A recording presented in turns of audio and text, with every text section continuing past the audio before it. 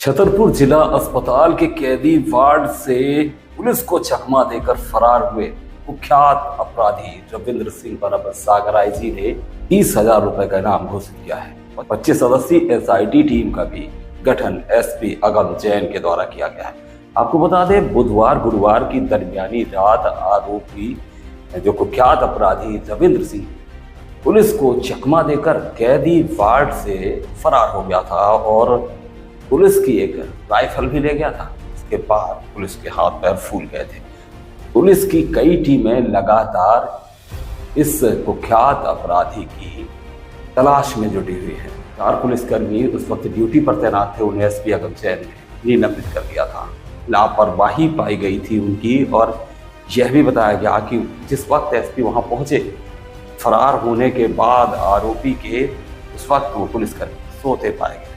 रविंद्र सिंह जो है देरी गांव का निवासी है, ओरछा रोड थाना क्षेत्र अंतर्गत, और इस पर हत्या के प्रयास, मारपीट जैसे तमाम संगीन मामले दर्ज है। ये अपराधी इतना शातिर है, इतना खतरनाक है कि पुलिस पर भी फायरिंग करने से नहीं चूकता। 2024 में पुलिस इसे जब एक मामले में पकड़ने देरी गांव गई थी, पुलिस की कई टीमें थी, कई थानों की पुलिस थी, वहां इसने पुलिस पर फायरिंग की थी और अंधेरे का फायदा उठाते हुए जंगल फरार हो गया था। इसके बाद 18 नवंबर 2024 में पुलिस ने माधवा के एक वेयर हाउस के पास इसे पकड़ा था और उसके बाद जब पुलिस इसे छतरपुर लेकर आ रही थी तो रास्ते में टॉयलेट करने के बहाने ये रुका और एक एएसआई की सर्विस रिवॉल्वर छीनकर इसने फायर भी किया था, जिसके बाद जवाबी कार्यवाही में पुलिस ने इस पर शॉर्ट एनकाउंटर किया था। इसके पैर में गोली लगी थी। बताया यह जा रहा है कि उस पैर की लगी गोली के घाव का इलाज कराने जिला अस्पताल आया था, जिसकी अर्जी आरोपी के अधिवक्ता के द्वारा न्यायालय में लगाई गई थी।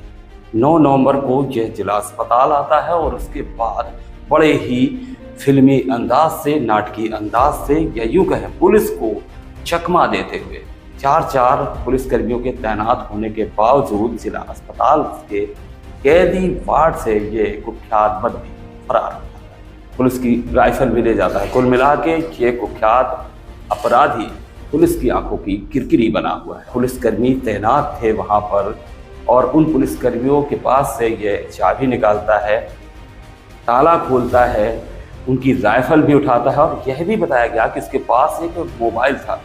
सवाल इसके भागने को लेकर कई उठे हैं। सवाल यह भी है कि आखिर उसके पास वो मोबाइल आया तो कहाँ से आया।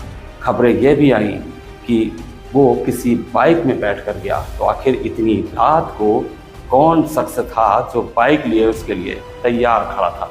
सवाल यह भी उठता है कि कहीं अपराधी रविंद्र सिंह का जो अस्पताल आने का प्लान था वो प्री प्लान तो नहीं था। कहीं फरारी की तैयारी उसने पहले से तो नहीं कर रखी थी।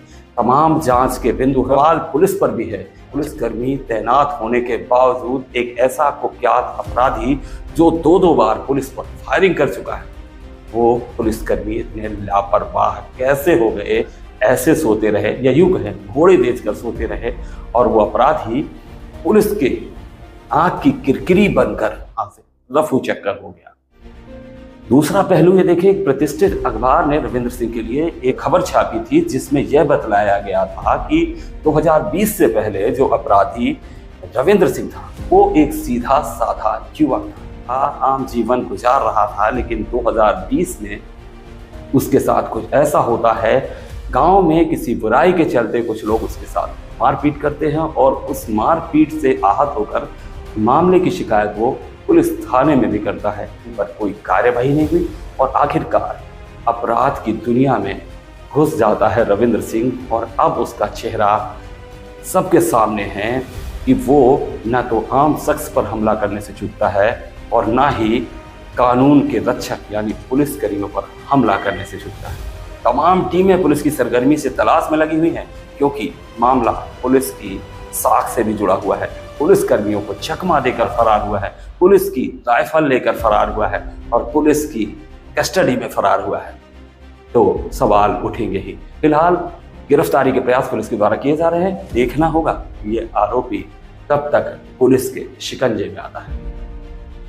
तो दीजिए फिलहाल के लिए इजाजत मुझे यानी राजेंद्र सिंह को, फिर मिलेंगे किसी और खबर के साथ। धन्यवाद, नमस्कार।